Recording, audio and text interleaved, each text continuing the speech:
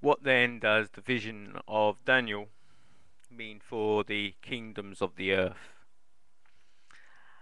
This is related to us through a dream of Nebuchadnezzar while the Israelites were in Assyria. And here in Babylonia, Daniel interprets the dream of the king.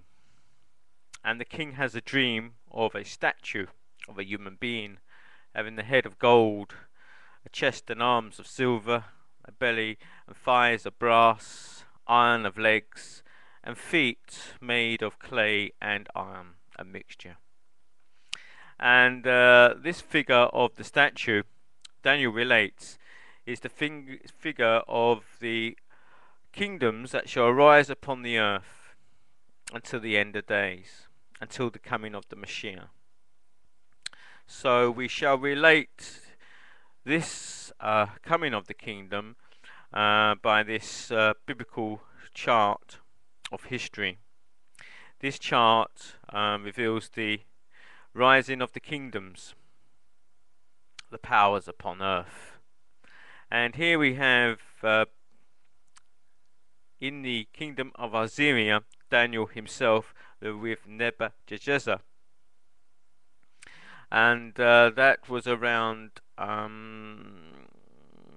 the 7th century BC. So here we have Daniel, and this is the first kingdom of the head made of gold, and this is Assyria.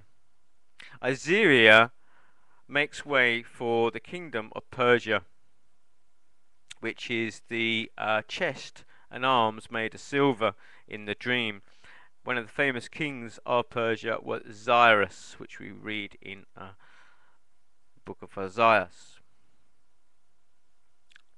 Now, the Persian Empire makes way for Alexander the Great, who defeated Persia in the 4th century.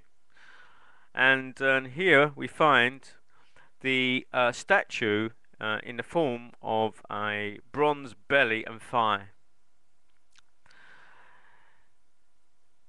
Alexander makes way for the Roman Empire, and this is the legs of the statue made of iron. Iron crushes everything before it, as we see the growth of the Roman Empire overtaking the world. But this does not finish the vision. We have also now the feet, which are made of clay and iron. So the iron of the Roman Empire will be in the feet, but it will be now mixed with clay. The only empire that came after the Roman Imperial Empire was the Christendom Roman Empire, which we have to this day. So there we have it. These are the kingdoms that arose from the days of Daniel. Now,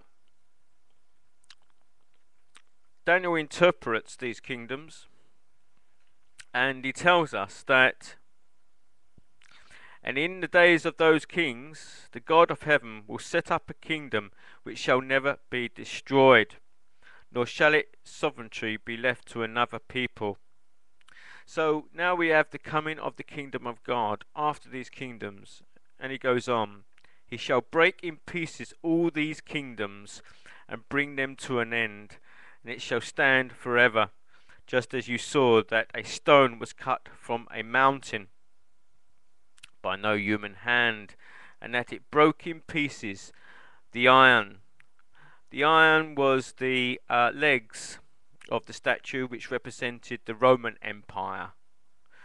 The bronze was the stomach, which represented Alexander the Great Empire.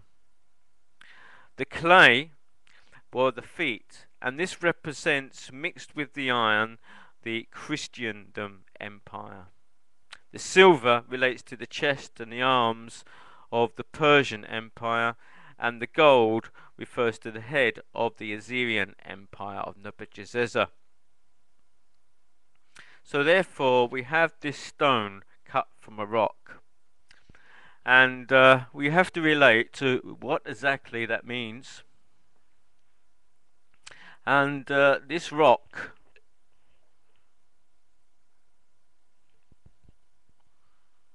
is here. It is the pyramid of Cheops. Within the pyramid of Cheops itself is the structure of the cosmos at the illumination. The structure of the cosmos of the Mashiach's illumination. And this kingdom will rise upon the earth, for men are not saved via faith or belief, but in self-realization. Only through self-realization, as the Mashiach has resurrected, can the people of God enter into the kingdom of heaven. And this is it. A great God has made known to the king what shall be hereafter. The dream is certain, and its interpretation is sure.